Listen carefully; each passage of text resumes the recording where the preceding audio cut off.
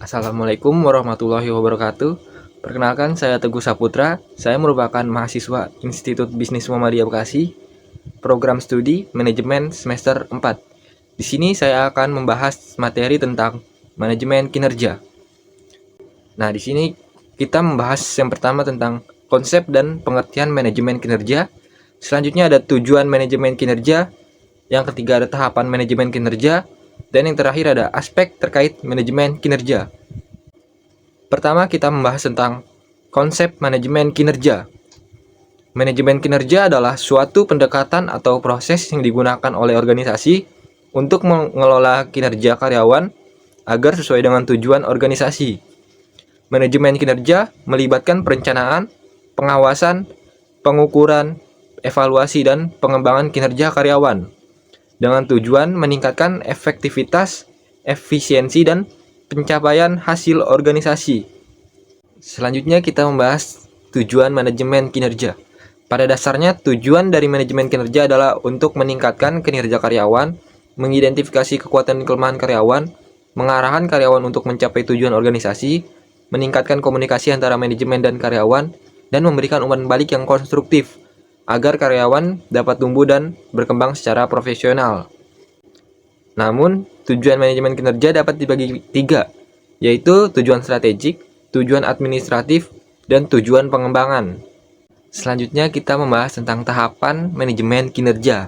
Dalam mencapai peningkatan kinerja karyawan, peningkatan produktivitas, pencapaian tujuan organisasi, serta pengembangan potensi dan keterampilan karyawan, manajemen kinerja melibatkan beberapa langkah, antara lain, yang pertama ada penetapan tujuan.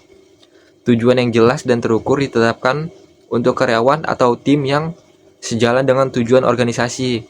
Selanjutnya itu ada pengukuran kinerja karyawan atau tim diukur secara objektif berdasarkan tujuan yang telah ditetapkan.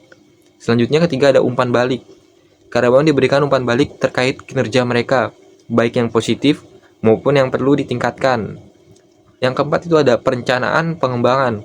Berdasarkan umpan balik dan evaluasi kinerja, rencana pengembangan individu atau tim dapat disusun untuk membantu karyawan meningkatkan keterampilan dan kinerja mereka di masa depan. Selanjutnya ada pengelolaan kinerja. Manajemen kinerja melibatkan pengelolaan kinerja sepanjang waktu, termasuk memberikan dukungan, pengarahan, dan bimbingan kepada karyawan untuk mencapai tujuan mereka. Dan yang terakhir itu ada pengakuan dan penghargaan. Pengakuan dan penghargaan atas pencapaian karyawan yang berkinerja baik merupakan bagian penting dari manajemen kinerja. Hal ini dapat berupa penghargaan, insentif, promosi, atau bentuk pengakuan lain yang dapat memotivasi karyawan. Nah, selanjutnya kita membahas tentang aspek terkait manajemen kinerja. Yang pertama ada penetapan tujuan dan sasaran.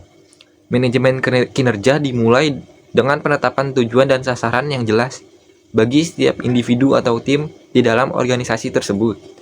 Yang kedua ada perencanaan kinerja. Setelah tujuan ditetapkan, langkah selanjutnya adalah merencanakan bagaimana tujuan tersebut dapat dicapai. Yang ketiga ada pengawasan dan monitoring. Proses pengawasan dan monitoring penting untuk memastikan pelaksanaan tugas dan tanggung jawab secara efektif dan efisien.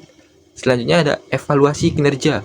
Evaluasi kinerja merupakan penilaian terhadap pencapaian tujuan dan sasaran yang telah ditetapkan. Evaluasi ini dapat dilakukan secara periodik, baik bersifat informal maupun yang informal.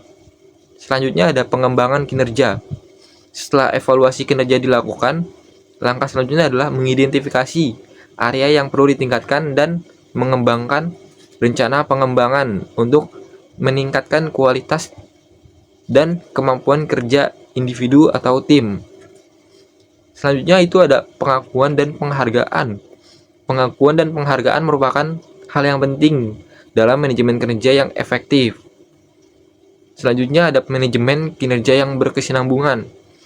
Maksudnya itu manajemen kinerja tidak sekedar dilakukan secara sekaligus, tetapi harus berlangsung secara berkesinambungan.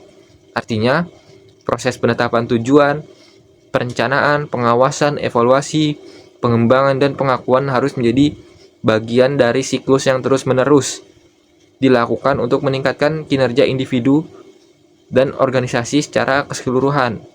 Nah, itu dia materi yang saya dapat sampaikan. Kurang lebihnya mohon maaf.